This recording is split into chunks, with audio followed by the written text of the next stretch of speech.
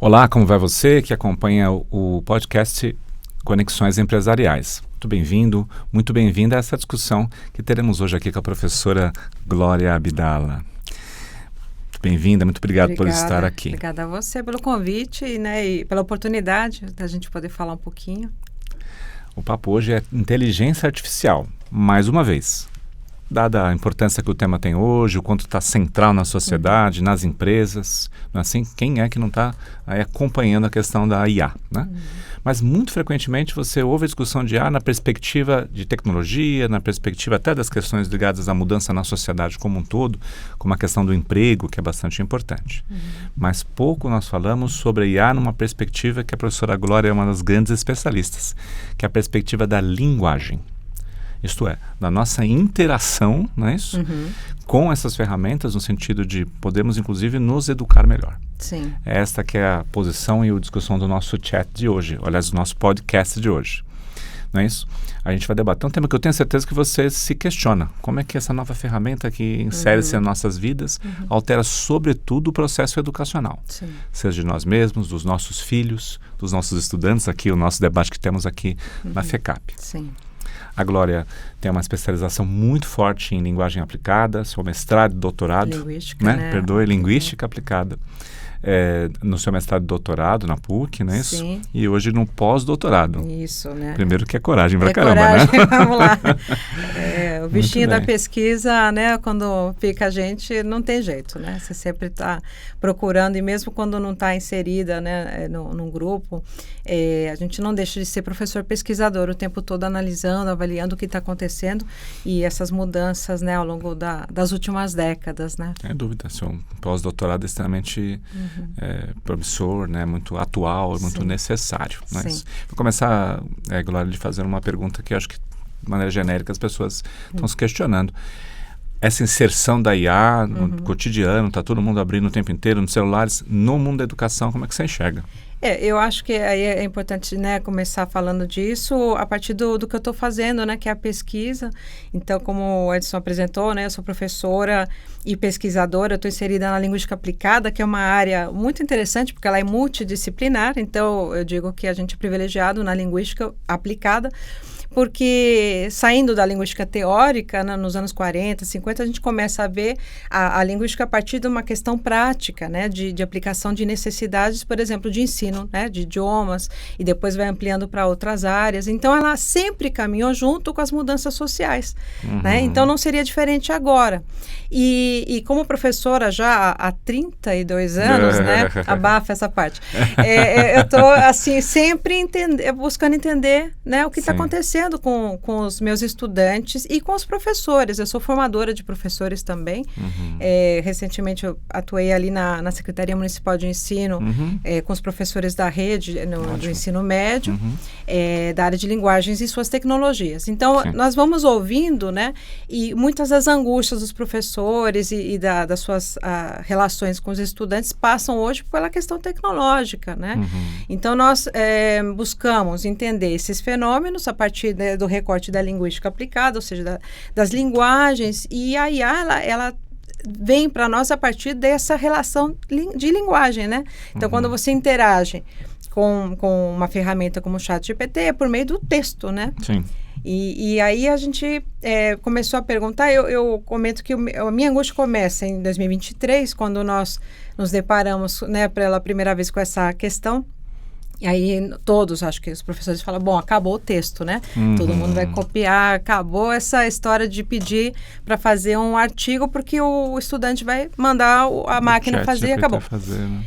E aí, na verdade, nós já saímos desse primeiro impacto, né? Eu acho que a IA nos assusta e nos assombra, né? Porque a cada dia você vai interagindo, você vai vendo como melhora a cada dia, né? Então, por exemplo, eu uso uma ferramenta e pesquiso a partir daí, o DeepL, que é boa ferramenta para tradução, né? Porque eu também trabalho com línguas estrangeiras, né? Espanhol, inglês e português para estrangeiros. E você pode escrever o texto sem pontuação, sem nada, ele vai colocando, ou seja, ele está entendendo, ele está colocando a vírgula, ele está fazendo, e aí, claro, isso nos assombra. Mas aí a questão, quando começa a vir para a sala de aula, era, bom, Então, nós vamos perder o aluno crítico, porque ele não vai questionar, ele vai copiar e colar, Sim. vai mandar fazer e acabou. Então, começa essa minha inquietude. E aí, dentro, né, desse grupo de pesquisa, na PUC de São Paulo, no qual eu estou inserido, a gente questiona muito a questão da IA mais acessível ou democrática, vamos dizer assim, porque Sim. nem todas as pessoas, nem todos os estudantes brasileiros vão ter as mesmas oportunidades em termos de uso eficiente dessa ferramenta no trabalho, seja porque não vem de um contexto onde teve um desenvolvimento educacional suficientemente crítico, Sim. seja porque não tem acesso a uma boa internet, seja, enfim, por diversas razões, né, materiais e mesmo, né, de desenvolvimento educacional. Então, como ele vai ser, nesse caso, vítima disso? Né? Como ele pode sobrepor a essa lacuna que existe. E aí também discutindo essa questão do acesso democrático à IA, entender que você pode desenvolver um consumidor dessas tecnologias crítico e ver quais são os vieses ideológicos que estão por detrás das respostas que ele obtém. E, ao mesmo tempo, como ele pode obter melhores respostas se ele tiver um domínio melhor da linguagem. Então, fazer um prompt é uma coisa, assim, complicada. Sim. Porque existem até dados. Você pega pessoas que têm mais domínio linguístico, pessoas de 40, 50 anos que escrevem melhor, escrevem diariamente, pedindo uma imagem. E a outra pessoa que pede de um jeito mais simplificado. Você vê, é gritante o resultado.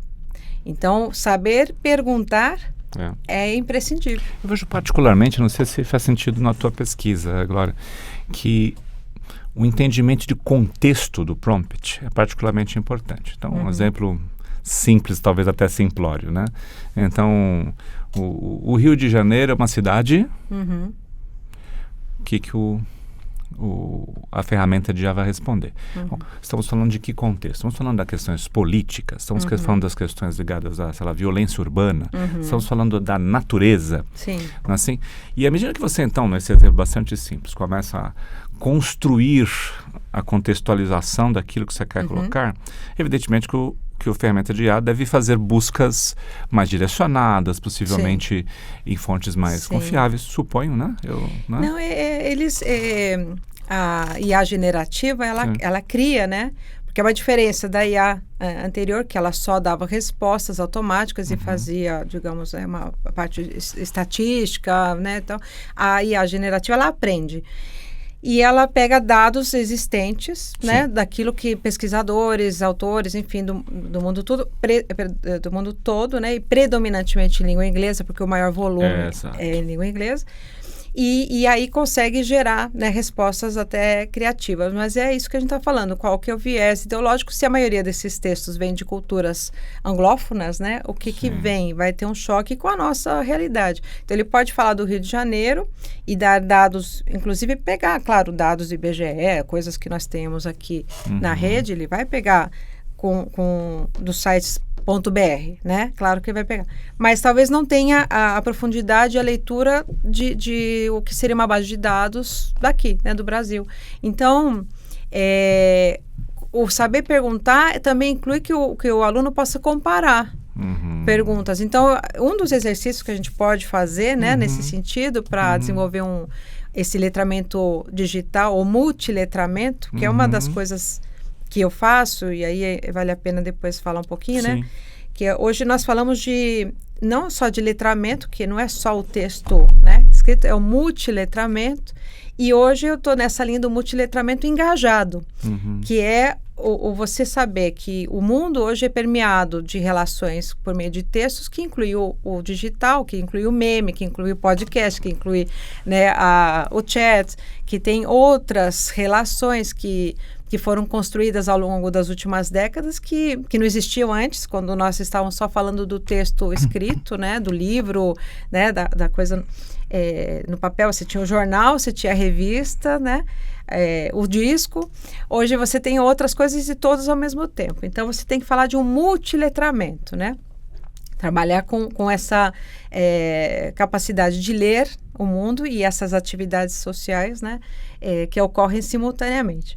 Então, esse letramento ele tem que ser crítico, porque se você pega uma resposta, né, do ChatGPT, que vem de uma base de dados mais anglófona, né, você tem que ter a capacidade de direcionar essa pergunta a partir de um recorte seu, nacional, e comparar dados. Então, é importante que o professor ou quem esteja trabalhando com isso, com as pessoas que estão hoje lidando com IA, façam esse caminho do pensar crítico. Mas não é só perguntar, me fale sobre para o ChatGPT, me fale sobre a Revolução Industrial.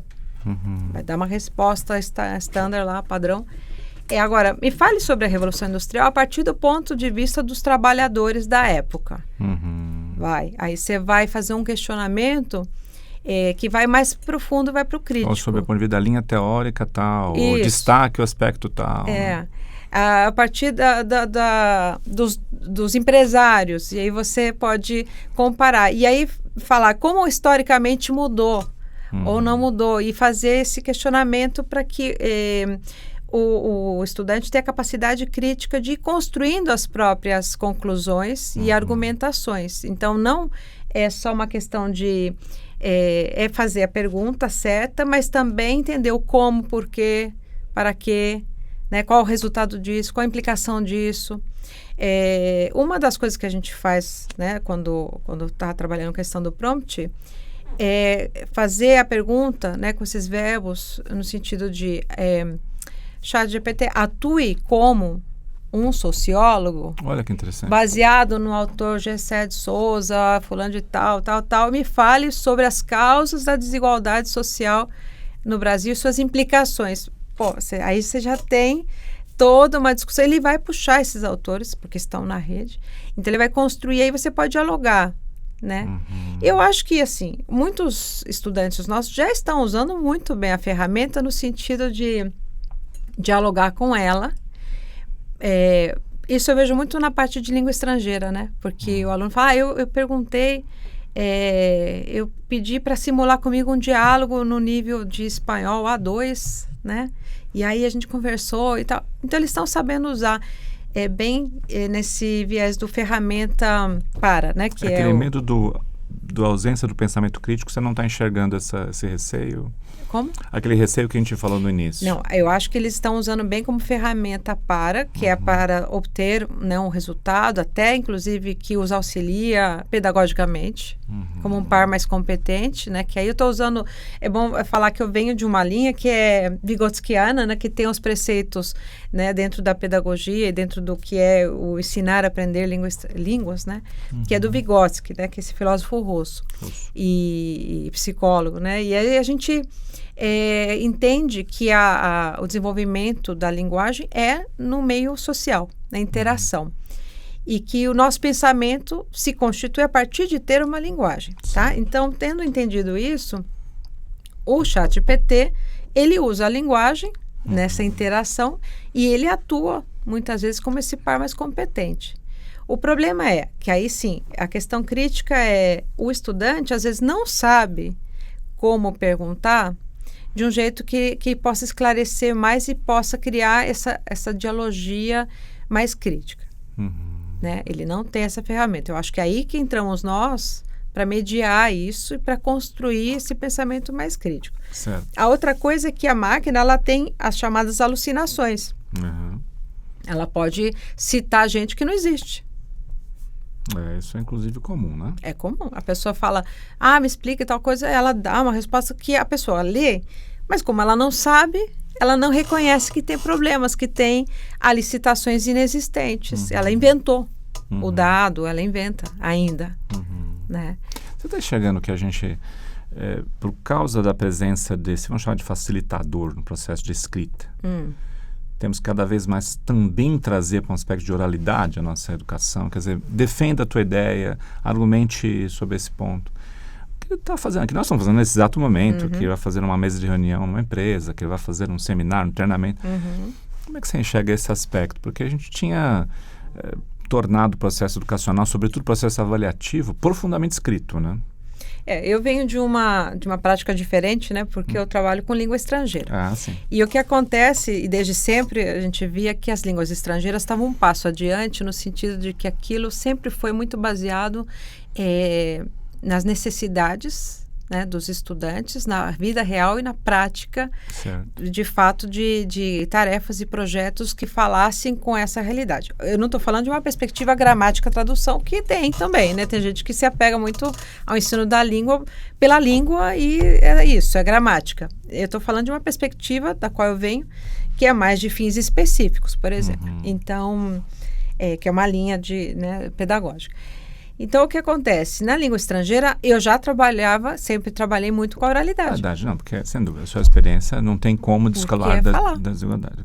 Então, falar espanhol, é falar inglês e mesmo português.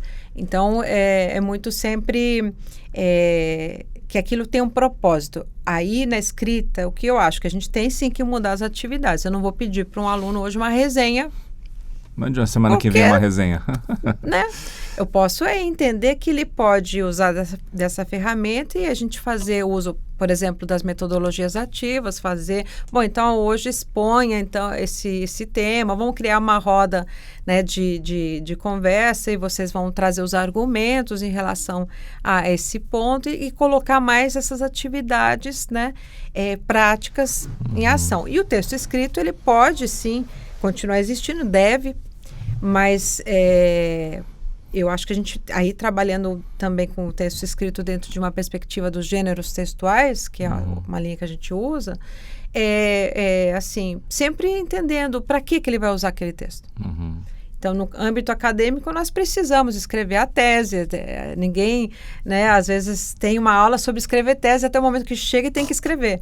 Então, você vai estudar a metodologia da pesquisa, saber como se compõe esse texto. E aí, no fazer, você aprende. E eu acho que a gente tem que seguir por aí, que é criar situações, né, de necessidade concreta e real para que esse estudante possa se constituir e aprender esses gêneros que vão ser demandados numa vida acadêmica ou na vida profissional e criar situações para que ele desenvolva aquilo de fato.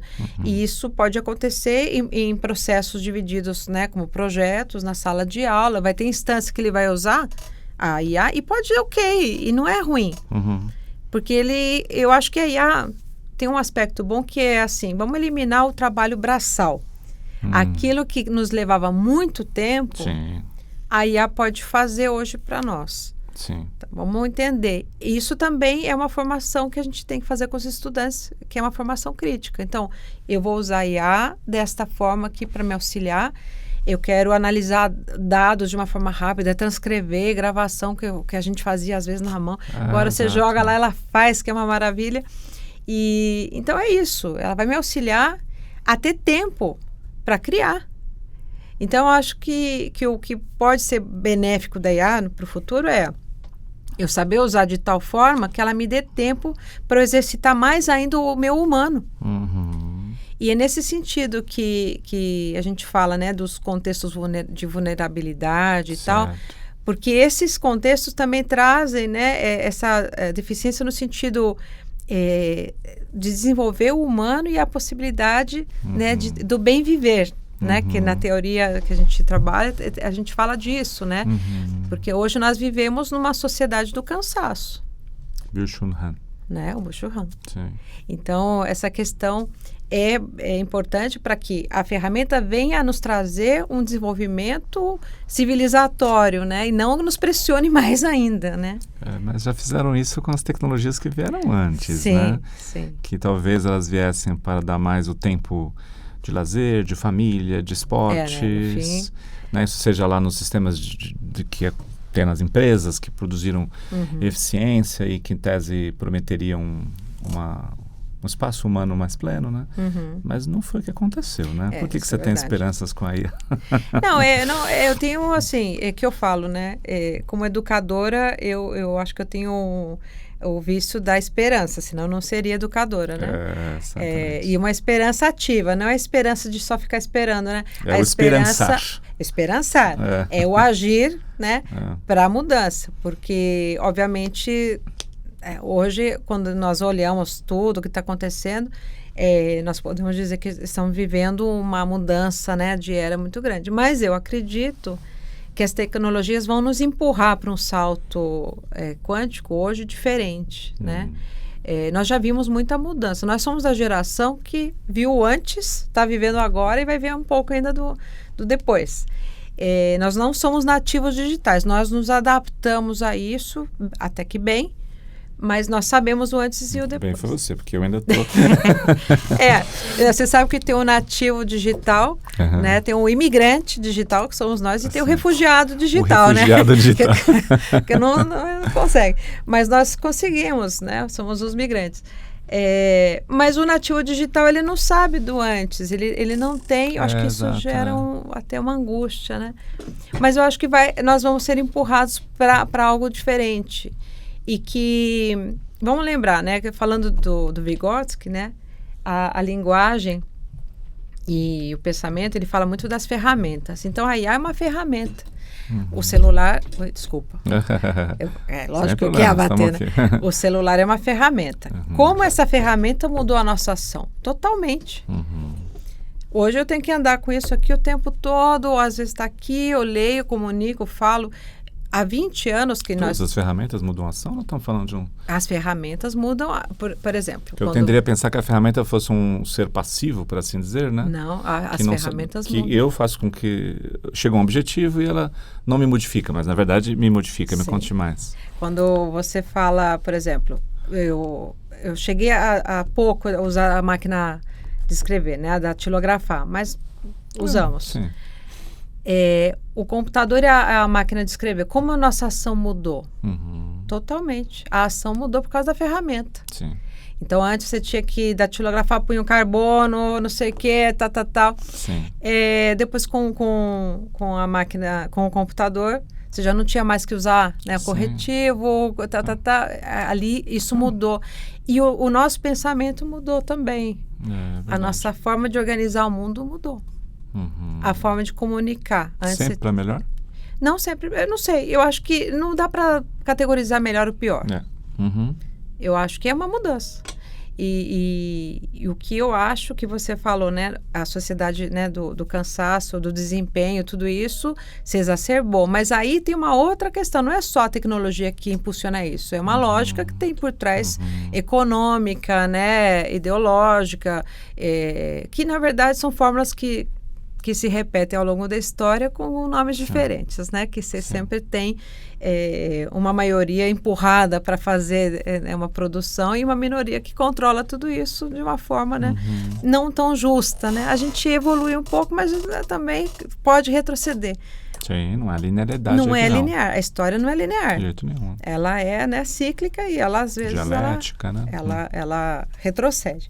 Então, a ferramenta em si não é só o que muda a sociedade, mas ela muda as ações. Então, a partir do momento que eu tenho a IA, ela pode mudar minha relação com o texto, minha relação com o conhecimento, e aí a questão dos recortes que o professor deve, né? Aí que está o nosso papel como mediadores disso, né? Desse processo, que seja um processo dialógico, ou seja, de conversa, de construção do pensamento e de uma crítica, para que não seja só um consumo sem pensar, que é o que está acontecendo em muitas instâncias, que a pessoa vê lá o meme, a notícia, e já toma aquilo como verdade. Cadê o filtro? Ela não teve uma preparação, de repente, nesse sentido, de ler e entender, isso aqui é falso. Sim. Por que eu sei que é falso? Porque essa linguagem alarmista, esse tom de voz, essa música, no fundo, essas coisas todas são sinais. Isso aqui está comunicando alguma coisa. Então, esse tipo de leitura é que nós temos que ensinar na escola. E desde sempre, desde pequenininho. É que nós temos processos onde a escola perdeu muito espaço, né, crítico, e passou a ser só o reprodutor daqueles conteúdos que são, vamos dizer assim, exigidos ou padrão para que a sociedade não evolua tanto em certos níveis, né, que ela se mantenha mais ou menos estável. Então, alguns vão ter muito acesso e uma grande maioria vai continuar ali sendo o que é, ou piorando até, né? Certo. Você vai falar uma questão que a gente estava falando aqui antes do programa, né? Que é essa questão da forma com que a gente trata, sobretudo as ferramentas de IA hoje, mas já que fazemos isso com o Google e os buscadores, como onde está a verdade, né? Quer dizer, o indivíduo que está buscando uma fonte que diz para ele, então, agora não preciso pensar mais, aqui está escrito o que eu devo fazer, aqui está escrito uma certa verdade. E a gente estava refletindo, queria te ouvir, né, que a gente tem um erro padrão, né? Quer dizer, a gente acredita que verdade é alguma coisa que está em um certo lugar, um certo local, mora em um certo objeto. Quando, na verdade, a verdade, desculpa a cacofonia, é um processo que gera sacrifício, né? Quer dizer, existe pesquisa, existe contraposições, existe visões antagônicas, existe consulta mais do que um conjunto de, enfim, referências. Quer dizer, verdade dá trabalho. Sim. Né? Não tem um lugar que você fala, então deixa eu descobrir a verdade. A verdade é um processo que você, né, vai se defrontar com um processo de pesquisa, certo? Exato. Nós não precisamos viver de primeira mão tudo, porque alguém já pesquisou antes também. Eu não preciso botar o dedo no fogo para saber que queima, porque alguém já viu isso, né? Já pesquisou. Não faça isso em casa, criança. Né? Então, que é o Vygotsky fala, você não precisa aprovar de primeira mão tudo, porque você já tem como parte do processo civilizatório algumas coisas que já foram, né, testadas, e a ciência já mostrou. O que acontece é que a gente está no momento da pós-verdade, né?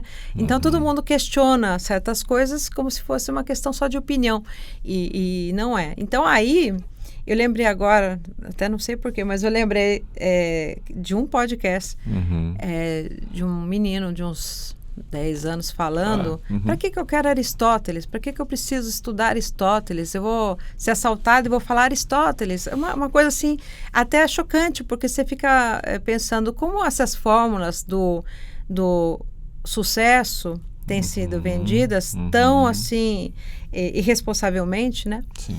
E desvalorizando os saberes, desvalorizando o conhecimento. Sim. E eu não falo isso porque eu sou professora e estou na academia, mas eu falo, né, no sentido, a civilização, ela chega a um determinado ponto graças a esses processos. Então, eu preciso da filosofia. Claro. O conhecimento é a partir e eu estou falando do ponto de vista ocidental, mas tem até antes, né? A questão do desenvolver o pensamento civilizatório, né? E o conhecimento... Ser filosófico já virou uma adjetivação negativa, quer dizer, como se fosse algo de natureza etérea, que não está perto de mim, e que eu, aliás, ao contrário, prefiro o distanciamento. As pessoas pegaram de um pragmatismo que não é nada prático. Eu acho que a ignorância, ela sai caro. Sim. Ela sai caro. Você acaba cortando aí pegando uns atalhos que vão levar ao caminho errado, né? Você quer respostas fáceis para perguntas complexas, né? Ou faz as perguntas erradas. Então, na verdade, eu acho que precisa, assim, resgatar esse lugar do saber, né? E valorizar que para você chegar a determinadas conclusões, você tem que passar por um processo de investigação, dependendo da área, obviamente mais ou menos, mas um processo de pesquisar e de dialogar, porque ninguém nasce como você disse, não existe a verdade. Existe uma busca que passa pelo próprio autoconhecimento. Mas, no fundo, as pessoas querem as certezas mesmo, né? Elas querem o oráculo, né? Eu falei, oráculo de Delfos. Vou chegar para o ChatGPT, qual que é a resposta certa? Bom, depende, né? Depende do seu contexto, né? Sócio-histórico, cultural, do seu território, porque hoje a gente fala, né, nesse sentido de territórios. E aquilo que a gente falou, dos vieses. Então, essa resposta, ela pode caber para um contexto da França, do jovem, da classe média, e não para o meu aluno, para a pessoa que é da periferia, né, de São Paulo, que vive, trabalha o dia inteiro, chega na faculdade para estudar à noite, você tem uma outra realidade, como eu vou aplicar, né? E aí vem muito essa história, não, você consegue, nós temos as mesmas 24 horas, essa frase eu acho muito chocante, porque não é bem assim, meu aluno que trabalha, acorda às 4:30 da manhã, vem, vai trabalhar, depois chega aqui às 7 da noite, estuda, demora para chegar em casa, chegar 1 da manhã, ele não tem as mesmas 24 horas, exatamente. Então, você não tem respostas iguais para todo mundo, não tem uma verdade. As pessoas tendem a pensar que as tecnologias, vamos voltar aí um pouquinho, que fossem, digamos assim, socialmente inertes, né? Que elas não tivessem enfim, que elas não influenciassem os grupos sociais diferentes de maneira diversa. Sim. Né? Sim. Então, está aí, todo mundo pode usar. Mas há aspectos que tem que ter um traço de interpretação social aqui, né? Eu acho que você já colocou duas abordagens. O acesso a essas tecnologias, o acesso ao letramento, notadamente no caso dos prompts, né? Como é que constrói, como é que eu faço, eu tenho a minha linguagem para poder atuar ali. E a terceira coisa é os resultados, as respostas, que devem frequentemente vir enviesadas pelos padrões que a internet está presente, né? Isso, e a questão deles precisarem ter esse filtro, né? Estar preparado e desenvolver uma bagagem, um repertório para poder ter um filtro crítico para isso que ele recebe e saber aplicar isso num contexto que faça sentido para ele e para as necessidades dele como profissional também, porque ele vai estar nesse contexto, né? Com as suas demandas, então ele tem que saber agir e reagir, né, às necessidades e às demandas de uma forma também eficiente. Então, isso passa por um trabalho de conscientização, de uso contínuo, né, e dessas ferramentas para que elas fiquem familiares, né, para eles. E, às vezes, como não tem, né, esse background, né, esse entorno, às vezes, tão favorável, ele escapa a ele várias coisas, né?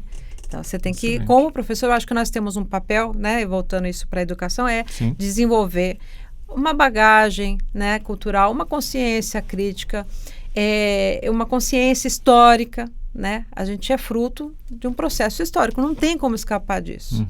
Você tem que gostar da história, não tem jeito. Senão você não entende o que você é e para onde você vai. Né? Então, nós, e no Brasil hoje, com tudo o que está acontecendo, a gente tem que ter uma consciência. Eu acho que é premente, é necessário. Né? Ninguém passa incólume, né, pela vida, e eu acho que aqui no Brasil menos ainda. Você tem que tentar fazer algo de transformação, que é um pouco dentro da perspectiva teórica que hoje na linguística aplicada nós estamos, né, que é a questão do, por isso, multiletramento engajado. Eu tenho que transformar isso em uma ação concreta, e muitas vezes que é do coletivo, nunca é só no individual. Não tenho dúvida. A gente tem que começar a pensar menos no sucesso individual e mais no coletivo, porque quando a gente está nessa perspectiva, acho que todo mundo consegue fazer uma transformação verdadeiramente, né, positiva e mais duradoura, né? Que excelente. Né? Goulart, nós estamos chegando aqui mais ou menos ao final. Queria que a gente usasse um pouco esses minutinhos para a gente fazer um certo resumo, né? Mas numa perspectiva, vamos chamar assim, de recomendação, né? Tá. Então, eu sou um professor, ou sou uma professora que está diante do desafio educacional, ou um pai, uma mãe, né? Que, enfim, isso está muito presente dentro de casa, né? Não está só na escola. E como é que você enxerga? Você já fez o levantamento da questão do desenvolvimento do pensamento crítico, a capacidade de fazer a escrita do prompt, né? Isso. Conte um pouco mais, como é que você tem hoje educado os educadores nesse sentido? Eu estou nesse processo, iniciando, né, o processo de pesquisa, assim, de fato, e já fiz um pouco esse piloto para mapear. Eu acho que agora eu vou continuar entendendo como os jovens estudantes estão usando, né, a IA para começar a fazer atividades, né, e aí a pesquisa nesse sentido de pesquisa colaborativa, que é para tentar fazer essas rodas de conversa a partir dos resultados, né? E aí construir esse processo. Eu acho que isso que eu vou fazer em sala de aula é algo que nós, educadores, né, em geral, tínhamos que fazer, que é sempre, não só com IA, mas com todos os textos que circulam, né, no mundo, e aí os pais, nesse sentido, podem também, é sempre questionar. Essa informação veio da onde? E como qual que é a fonte? Você olhou em outro lugar também? Por que você quer acreditar nisso? Porque aí também tem a questão, né? Às vezes nós somos levados a crer em algumas informações e notícias porque elas reforçam o nosso viés, né? Aquilo que a gente quer acreditar. Então, também questionar e o porquê, né? E aí passa por um processo até de autoconhecimento. O que é importante? Lembrar que ler, trocar ideias, conversar, continuarão sendo importantes. Sim. Né? Aí a gente está falando de alunos da graduação, futuros profissionais. As interações humanas continuam sendo algo importante. A capacidade de conversar, de dialogar, de ter, né, uma relação, né, eficiente e, vamos dizer, profícua, né, com as pessoas, passa por saber construir um discurso. E isso vem por meio das leituras, das relações, né, interpessoais, mas também dessa bagagem que vem por meio, Sim, né, também socialização. A socialização dos textos escritos, as Sim. soft skills que nós falamos tanto, que também a gente percebe um decréscimo por conta, especialmente depois da pandemia, as pessoas ficaram muito fechadas e muito voltadas só para as telas. Isso a escola continua tendo um papel importantíssimo, que é a da socialização, do estar em grupo, saber trabalhar em grupo, trabalhar colaborativamente.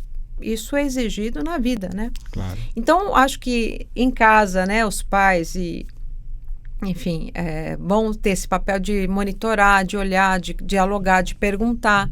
Não deixa, né, seu filho 2 horas quieto, sem falar. Tenta conversar. E aí, o que você está vendo? O que aconteceu? E checar que tipo de informação está chegando. Porque tem muita coisa ruim também, né? Ah, sim.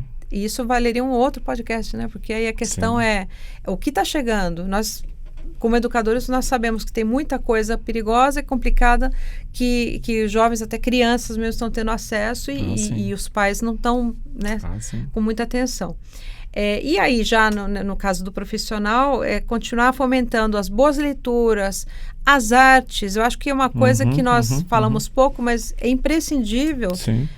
O bom profissional não é só que tem domínio técnico. Pelo amor de Deus, cara. Que não. Você precisa das artes, você precisa do bom cinema, você precisa da boa música. Aliás, cada vez mais, né? Cada vez mais, porque é isso que nos torna humanos. A empatia, a alteridade, a capacidade de se colocar no lugar do outro, muitas vezes vem pelo experienciar das emoções por meio de um filme.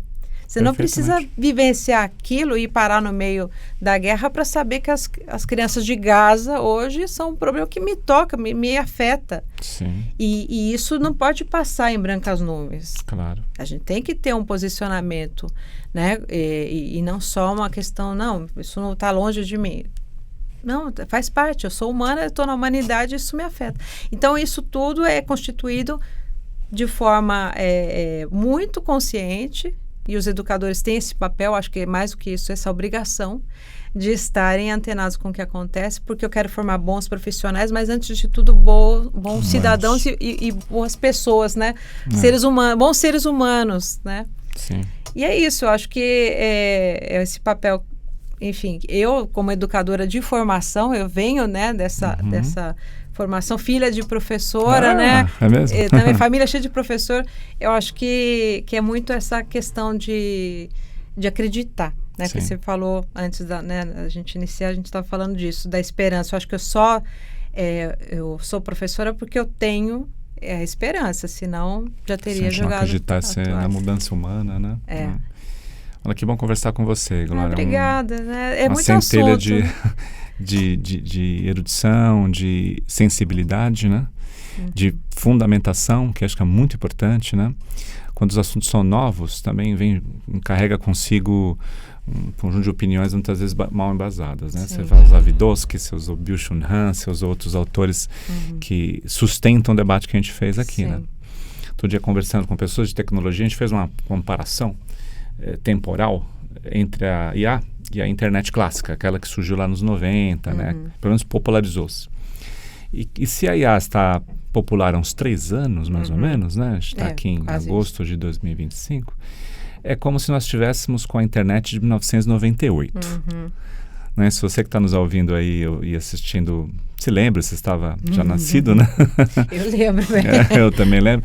O que era a internet de 1998? A gente mandava um e-mail, tinha problemas de conexão e tal. Então, se o paralelo digamos, válido, estamos também vivendo na IA ainda os seus engatinhares, né? Os seus olhares, essas coisas ainda iniciais, né? E tem uma coisa interessante, só para, né, não quero me estender, mas é interessante saber que a IA, ela te dá respostas conforme o tempo que você dá para ela pensar. Ela pode te dar uma resposta mais completa se você tiver a paciência de esperar 10 minutos. E como é que eu espero? Você pode falar, eu quero uma resposta, ela dá uma resposta rápida, e eu posso falar, não, eu quero uma resposta mais embasada, tome mais tempo. Pode demorar o tempo que você quiser. Ela dá a resposta mais rápida. Isso eu acho que está no Copilot, já acontece. Só. Então, lembra da internet em 96, 97? Eu já lidava com a internet. Acho que em 97, quando surgiu, discava, aquela coisa demorava. A gente estava acostumado a esperar. Hoje a pessoa já fica ansiosíssima que não vê a resposta em 3 segundos. Exatamente, um mundo da Olha ansiedade. como a ferramenta mudou a nossa relação com aquilo. Opa! Então, talvez isso seja interessante. Se eu quiser esperar mais, eu vou ter uma resposta mais completa. Que excelente dica. É. Seja paciente, conduza a sua ansiedade com cuidado. Isso, né? tenha calma. Vamos correr com calma, gente. É isso mesmo. Muito bem, amigos. Queria, então, primeiro de novo te agradecer. Obrigada, Glória, professora Glória. Você vê a densidade da discussão, não é isso? Então, a gente segue com esse compromisso de fazer um debate rico, plural, assim, que possa levar para você que está assistindo coisas concretas para a sua vida, reflexivas, um dos grandes achados desse nosso momento aqui, né? E continuar debatendo IA, né? Porque acho que tem várias perspectivas. Nós não podemos pensar que essa ferramenta vai ser apartada de um debate crítico, né? Isso a gente entender o que ela está fazendo para a gente, em todas as perspectivas, né?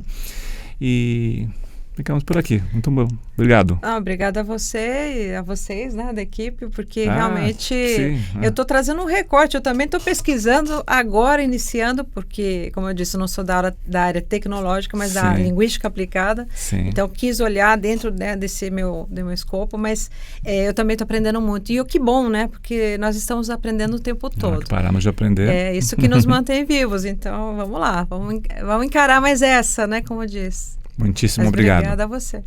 Obrigado quem acompanha. Tchau. Até mais.